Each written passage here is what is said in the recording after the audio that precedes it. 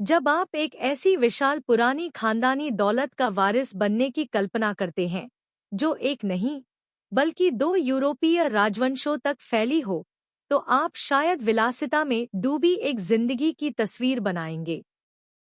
शानदार महफिलें, विशिष्ट पार्टियां और धूप से नहाई हुई आलीशान नावों पर फुर्सत की दोपहरें।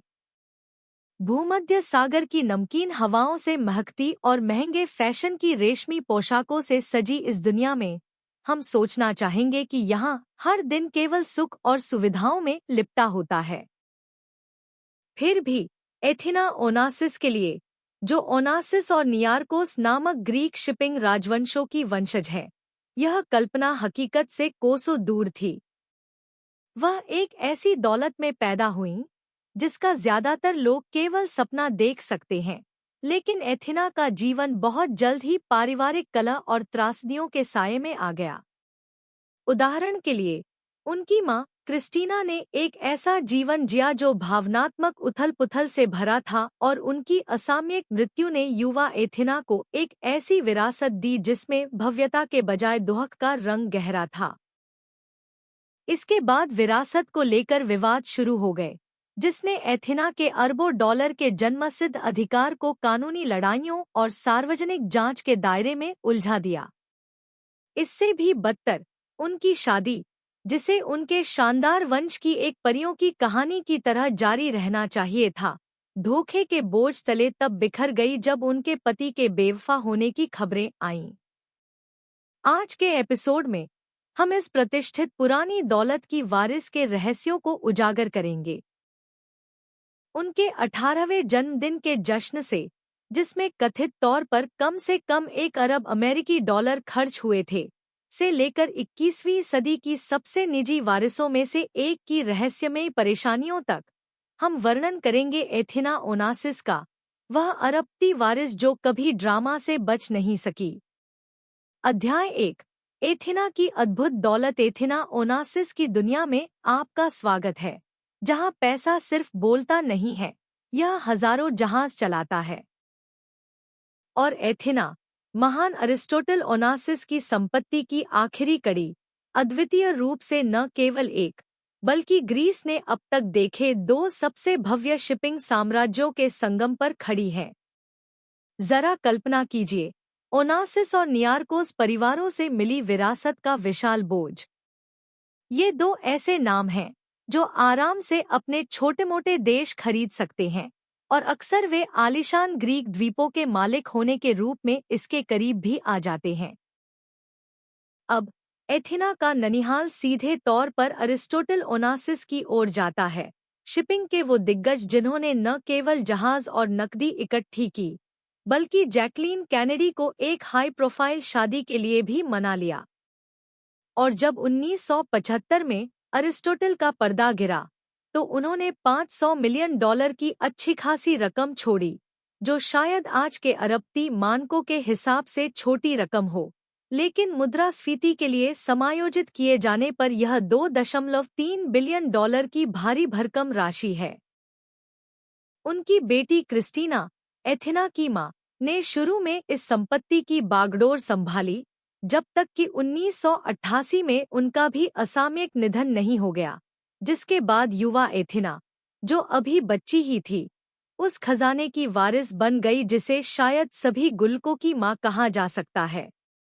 लेकिन रुकिए, अभी और भी है। एथिना सिर्फ एक ओनासिस नहीं है। अपनी नानी टीना लिवानोस के माध्यम से वह समुद्र के एक और महाबली, स्टावरोस नियारकोस से जुड़ी है, एक ऐसा व्यक्ति जिसकी अरिस्टोटल के साथ प्रतिद्वंद्विता ग्रीक किंवदंतियों का हिस्सा थी, जिसमें इतने सारे उतार-चढ़ाव थे कि एक सोप ओपेरा भी शर्मा जाए। और नियारकोस, जिन्होंने सुपर टैंकर ऐसे बनाए जैसे वे लेगो के सेट हों, ने पीछे $12 अरब का खजाना छोड़ा, यह सुनिश्चित करते हुए कि पारिवारिक समारोहों में शायद नमक पास करने से ज्यादा संपत्ति प्रबंधन पर बात होती होगी।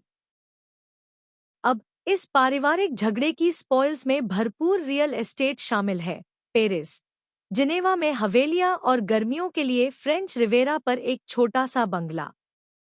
और फिर था स्कॉर्पियोस, एक ग्रीक द्वीप जो इतना रमणीय था कि अरिस्टोटल और जैकिओ ने इसे अपना निजी स्वर्ग माना। कम से कम 2013 तक तो यही था, जब एथिना ने स्कॉर्पियोस की चाबियां रूसी अरबती एक्टरीना रिबोलोवलेवा को सौंप दी, जिसके लिए हमें लगता है कि 150 मिलियन अमेरिकी डॉलर की एक छोटी सी रकम ली गई होगी। और क्योंकि किसी भी अरबती की कहानी टिमटिमाते हुए गहनों के खजाने का जिक्र किए बिना पूरी नहीं होती, एथिना की कहानी में चमकदार गहनों की एक शानदार श्रृंखला और उच्च कला का समावेश है। यहाँ रोडिन, वहाँ इम्प्रेशनिस्ट, एक ऐसा संग्रह जो सबसे अनुभवी नीलामीकर्ता को भी घुटनों पर ला दे। इस सोने की परत चढ़ी, जवाहरात जड़ी, द्वीप विरासत के बावजूद एथिना ओनासिस इसे लो प्रोफाइल रखने की कोशिश करती है, जनता की चकाचौंध से दूर रहती है। और फिर भी ग्रीस में हर चमकती चीज सोना नहीं होती, और एथिना ओनासिस का वंश ऊंचे समुद्रों के नाटक, दिल दहला देने वाली त्रासदी और बहुत कुछ से भरा है। अगले अध्याय में हम समय को पीछे ले जाएंगे और बताएंगे कि कैसे इस 21वीं सदी की वारिस की एक सबसे आकर्षक पृष्ठभूमि है जिसे हमने इस चैनल पर कभी दिखाया है। अध्याय 2, लड़ाइयों में जन्मी 21वीं सदी में एथिना ओनासिस एक खतरनाक चौराहे पर खड़ी है, अपने नाम की आखिरी, ग्रीस के दो सबसे शक्तिशाली राजवंशों की आपस में जुड़ी विरासतों की अंतिम वारिस। इस प्रकार उनकी कहानी सिर्फ उनकी अपनी नहीं है, बल्कि दो दिग्गजों का एक धुंधला प्रतिबिंब है, उनके दादा अरिस्टोटल ओनासिस और स्टावरोस नियारकोस, वह व्यक्ति जिसने न केवल उनसे प्रतिद्वंद्विता की, बल्कि कई मायनों में उनकी नकल भी की, जो केवल व्यापार से कहीं आगे थी। सबसे पहले अरिस्टोटल ओनासिस, जो स्मरना की राख से उभरे थे, एक प्राकृतिक शक्ति थे। उनकी यात्रा, जो अब इज़मिर के हलचल भरे बंदरगाहों में एक मामूली शुरुआत से लेकर दुनिया के सबसे दुर्जय शिपिंग साम्राज्यों में से एक पर शासन करने तक पहुंची, किसी किंवदंती से कम नहीं थी। और ओनासिस एक व्यवसायी से कहीं बढ़कर थे, वह एक मास्टर रणनीतिकार थे, एक ऐसा व्यक्ति जिसकी हर चाल उसे ऊंचा उठाने के लिए गणना की गई थी। आप देखिए, एक अन्य शिपिंग मैग्नेट की बेटी एथिना लिवानोस से उनकी शादी कोई साधारण प्रेम मिलन नहीं थी। यह एक रणनीतिक गठबंधन था, एक ऐसा कदम जिसने ग्रीक शिपिंग अभिजात वर्ग के भीतर उनकी शक्ति को मजबूत किया। दूसरी तरफ थे स्टावरोस नियारकोस, जो एक संपन्न एथेनियन परिवार में पैदा हुए थे, जिनकी आंखें वैश्विक व्यापार के भविष्य पर टिकी थी। नियारकोस ओनासिस से कम महत्वाकांक्षी नहीं थे, और उन्होंने भी रणनीतिक विवाह की शक्ति को समझा। हालांकि उनका दृष्टिकोण तेल परिवहन की विशाल क्षमता में निहित था, जिसने उन्हें सुपर टैंकरों का एक बेड़ा बनाने के लिए प्रेरित किया जो ओनासिस द्वारा परिश्रम से बनाए गए साम्राज्य को टक्कर दे सकता था। इसलिए नियारकोस ने भी अपना भाग्य लिवानोस परिवार से जोड़ा, ओनासिस की पत्नी की बहन यूजेनिया लिवानोस से शादी की, और ऐसा करके उन्होंने एक ऐसी प्रतिद्वंद्विता में कदम रखा जो बन गई। लेकिन इन दोनों पुरुषों की लिवानोस बहनों से शादी केवल सामाजिक अनुबंध नहीं थी, वे युद्ध की घोषणाएं थीं, जो हथियारों से नहीं, बल्कि धन, प्रभाव और विरासत से लड़ी गईं। ओनासिस, जो कभी भी जनता की नजरों से नहीं कतराते थे, ने जैकलीन कैनेडी से अपनी शादी के साथ विश्व मंच पर अपनी जगह पक्की कर ली, जो एक गिरे हुए अमेरिकी राष्ट्रपति की विधवा थी। यह मिलन एक मास्टर स्ट्रोक था, जिसने उन्हें दुनिया के सबसे शक्तिशाली राजनीतिक राजवंश से जोड़ा, एक ऐसा कदम जो महासागरों और महाद्वीपों में गूंज उठा। फिर भी उनकी लड़ाई समुद्रों या उनके द्वारा बनाए गए विशाल साम्राज्यों तक ही सीमित नहीं थी।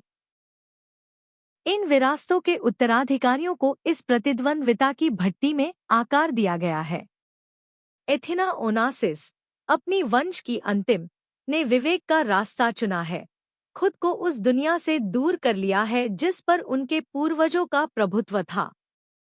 हालांकि उनके नियारकोस चचेरे भाइयों ने जनता की नजरों को अपनाया है। स्टावरोस नियारकोस फाउंडेशन के माध्यम से परोपकार और प्रभाव की अपनी पारिवारिक परंपरा को जारी रखा है।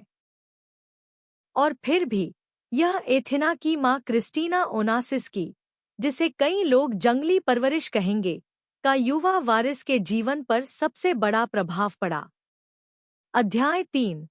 क्रिस्टीना ओनासिस का दुखद जीवन। एथेना की मां क्रिस्टीना ओनासिस 11 दिसंबर 1950 को न्यूयॉर्क शहर में दुनिया में आईं। एक ऐसे बच्चे के रूप में जो धन और प्रभाव की ऊंचाइयों में पैदा हुई थी। उस समय उनके पिता अरिस्टोटल ओनासिस दुनिया के सबसे अमीर लोगों में से थे और उनकी मां एथेना लिवानोस एक और पूर्वोक्त शिपिंग टाइटन की बेटी थी। इस प्रकार क्रिस्टीना का जीवन पेरिस, ग्रीस और इंग्लैंड में फैले घरों के साथ विलासिता के एक बवंडर में शुरू हुआ। फिर भी इस चमकदार अस्तित्व की सतह के नीचे साये मंडरा रहे थे। आप देखिए, उनके माता पिता की शादी, जो ओपेरा गायिका मारिया कैलस के साथ उनके पिता के कुख्यात संबंध से परेशान थी, तब टूट गई जब क्रिस्टीना सिर्फ 10 साल की थी। और यह घोटाला जनता की कड़ी नजरों के नीचे खेला गया, जिससे क्रिस्टीना को अपमानित महसूस हुआ। फिर 1960 का दशक क्रिस्टीना और उनके पिता अरिस्टोटल ओनासिस के बीच एक कठिन रिश्ते से चिह्नित था। एक व्यक्ति जो अपने दबंग स्वभाव के लिए जाना जाता था, उसकी अपनी बेटी के लिए उच्च उम्मीदें थीं, और उसका इरादा था कि वह एक दिन पारिवारिक साम्राज्य संभाले। फिर भी, जबकि क्रिस्टीना अपने पिता की प्रशंसा करती थी, उनका बंधन अक्सर तनावपूर्ण रहता था। उनके बीच तनाव तब और गहरा हो गया जब अरिस्टोटल ने 1968 में जैकलीन कैनेडी से शादी की। न तो क्रिस्टीना और न ही उनके भाई अलेक्जेंडर ने अपनी नई सौतेली मां पर भरोसा किया, और वे कभी भी उसके करीब नहीं आए। इसलिए यह पहले से ही नाजुक पारिवारिक ढांचा तब और बिखर गया जब 1973 में एक विमान दुर्घटना में अलेक्जेंडर की मृत्यु हो गई, एक ऐसी त्रासदी जिसने क्रिस्टीना और उनके पिता दोनों को तबाह कर दिया। अगले वर्षों में 1974 में उनकी मां की मृत्यु और 1975 में उनके पिता के निधन के साथ और अधिक दुहा खाया। नतीजतन क्रिस्टीना को ओनासिस संपत्ति का भार अकेले सहन करने के लिए छोड़ दिया गया, एक ऐसा बोझ जो जीवन भर उसका पीछा करता रहा। फिर 1970 और 1980 के दशक क्रिस्टीना के लिए अशांत वर्ष थे, जो कई परेशान करने वाली शादियों से चिह्नित थे। उनकी पहली शादी सिर्फ 20 साल की उम्र में जोसेफ बोलकर से हुई, जो एक रियल एस्टेट डेवलपर थे और उनसे 27 साल बड़े थे। और यह मिलन, जिसे कथित तौर पर उनके पिता ने अस्वीकार कर दिया था, केवल 9 महीने तक चला। अपने पिता की मृत्यु के बाद क्रिस्टीना ने एक ग्रीक शिपिंग वारिस अलेक्जेंडर एंड्रियाडिस से शादी की, लेकिन यह शादी भी सिर्फ 1 साल बाद तलाक में समाप्त हो गई। एक रूसी शिपिंग एजेंट सर्गेई कॉज़ोव से उनकी तीसरी शादी भी बेहतर नहीं रही, जो 1978 से 1979 तक चली।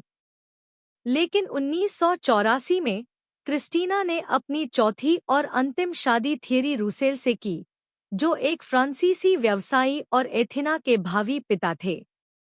अब थियरी रूसेल, जिनका जन्म 16 फरवरी 1953 को फ्रांस में हुआ था, दवा उद्योग में शामिल एक प्रमुख परिवार से आते थे। थियरी के 2 बहनें थीं, और उन्होंने 1972 में अपनी हाई स्कूल की शिक्षा पूरी की और पेंथियनसास विश्वविद्यालय में अर्थशास्त्र का अध्ययन किया। अब एथेना के माता पिता थियरी और क्रिस्टीना पहली बार किशोरों के रूप में मिले थे, लेकिन 1980 के दशक की शुरुआत में फिर से जुड़ने से पहले उनके जीवन ने अलग अलग दिशाएं ले ली थी। और स्वीडिश मॉडल मैरियन गैबी लैंडहेज के साथ थियरी के रिश्ते के बावजूद क्रिस्टीना ने अंततः उन्हें जीत लिया और उन्होंने 1984 में शादी कर ली। हालांकि यह शादी शुरू से ही मुश्किलों में थी। क्रिस्टीना थियरी के प्रति बहुत आसक्त लगती थी, लेकिन लैंडहेज के साथ उनके चल रहे संबंध और एक वास्तविक वैवाहिक संबंध में उनकी अरुचि ने उनके मिलन पर एक लंबी छाया डाली। कैरिबियन में उनका हनीमून एक चट्टानी शादी की शुरुआत थी। क्रिस्टीना के मानसिक स्वास्थ्य के मुद्दों थियरी की बेवफाई के साथ मिलकर एक अस्थिर रिश्ते के लिए बने। दंपति का एक बच्चा था, एथिना ओनासिस रूसेल, जो 1985 में पैदा हुई थी। हालांकि उनकी शादी तेजी से बिगड़ गई और एथिना के जन्म के ठीक 8 महीने बाद तलाक की कार्यवाही शुरू हो गई। क्रिस्टीना शादी को बचाने के लिए बेताब, थियरी को आर्थिक रूप से समर्थन देने और यहां तक कि लैंडहेज के साथ एक साझा व्यवस्था का प्रस्ताव देने तक चली गई, लेकिन ये प्रयास व्यर्थ थे। तलाक 1987 में अंतिम रूप ले लिया गया, लेकिन क्रिस्टीना और थियरी के बीच जटिल और परेशान करने वाला रिश्ता 1988 में उनकी मृत्यु तक जारी रहा। इन्हीं दुखद परिस्थितियों में अपार धनदौलत में पलेबड़े होने के बावजूद एथिना ओनासिस बड़ी हुईं। अध्याय 4। एथिना ओनासिस के रूप में एक जीवन। एथिना ओनासिस का जन्म 29 जनवरी 1985 को फ्रांस के न्यू-ले-सुरसीन में स्थित अमेरिकन हॉस्पिटल ऑफ पेरिस में हुआ था, और जिस क्षण उन्होंने अपनी पहली सांस ली, वह धन और शक्ति में डूबी एक विरासत की जीती जागती निरंतरता थी, क्योंकि वह अरिस्टोटल ओनासिस की एकमात्र उत्तराधिकारी थी। फिर भी एथिना के शुरुआती साल दुर्भाग्य और जटिलताओं से घिरे थे, जो उनके जीवन को ऐसे तरीकों से आकार देंगे जिनकी कुछ ही लोग कल्पना कर सकते थे। जैसा कि पहले उल्लेख किया गया है, उनके माता-पिता की शादी समस्याओं से भरी थी। फिर भी एथिना, अपने आसपास के वयस्क अराजकता से अनजान, का नामकरण स्कॉर्पियोस पर किया गया था, वह द्वीप जो उनके परिवार की अपार संपत्ति और प्रभाव का प्रतीक था। फिर 3 साल की कोमल उम्र में एथिना के जीवन ने एक क्रूर मोड़ लिया। उनकी मां क्रिस्टीना ओनासिस का नवंबर 1988 में अचानक निधन हो गया, जो पल्मोनरी एडिमा का शिकार हुई। इस दुखद घटना ने एथिना को ओनासिस संपत्ति की अंतिम सीधी कड़ी के रूप में छोड़ दिया, एक ऐसी विरासत जो बाद में उन्हें दुनिया की सबसे धनी युवा महिलाओं में शामिल कर देगी। क्रिस्टीना के जाने के साथ एथिना के पालन पोषण की जिम्मेदारी उनके पिता थियरी रूसेल पर आ गई, जिन्होंने तब तक गैबी लैंडहेज से खुद को प्रतिबद्ध कर लिया था, जो महिला कभी उनकी मालकिन थी और अब उनकी पत्नी थी। जैसे जैसे एथिना बड़ी हुई, उनका अस्तित्व अकल्पनीय धन और एक सामान्य बचपन के प्रयासों का एक अजीब मिश्रण था। परिवार स्विट्जरलैंड के लुसी-सुर-मोर्गेस में बस गया, जहां उन्होंने स्कूल में भाग लिया, अन्य बच्चों के साथ घुल मिल गईं, जिन्हें उस साम्राज्य का कोई पता नहीं था जो उनका इंतजार कर रहा था। लेकिन रूसेल ने, शायद उसे बहुत अधिक पैसे के भ्रष्ट प्रभाव से बचाने के प्रयास में, यह सुनिश्चित किया कि एथिना को अपने सौतेले भाई बहनों से अधिक पॉकेट मनी न मिले। वास्तव में यह एक ऐसी लड़की के लिए एक अजीब परवरिश थी जो एक दिन एक ऐसी संपत्ति को नियंत्रित करेगी जो महाद्वीपों तक फैली हुई थी।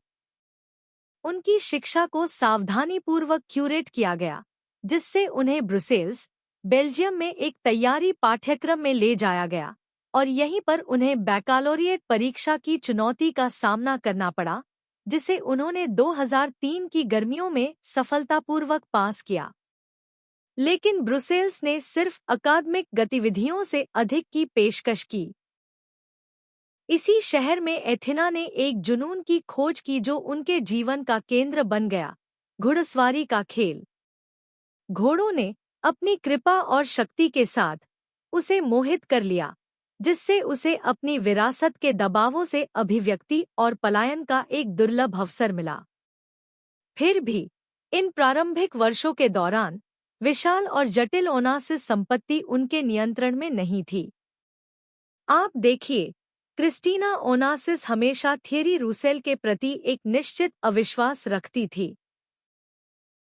वास्तव में उन्होंने उसे एक संभावित खतरे के रूप में देखा और किसी भी अवांछित आश्चर्य से बचाने के लिए उन्होंने पारिवारिक धन को प्रशासकों के एक बोर्ड की चौकस नजरों के नीचे रखा था, एक समूह जिसे उन्होंने खुद चुना था।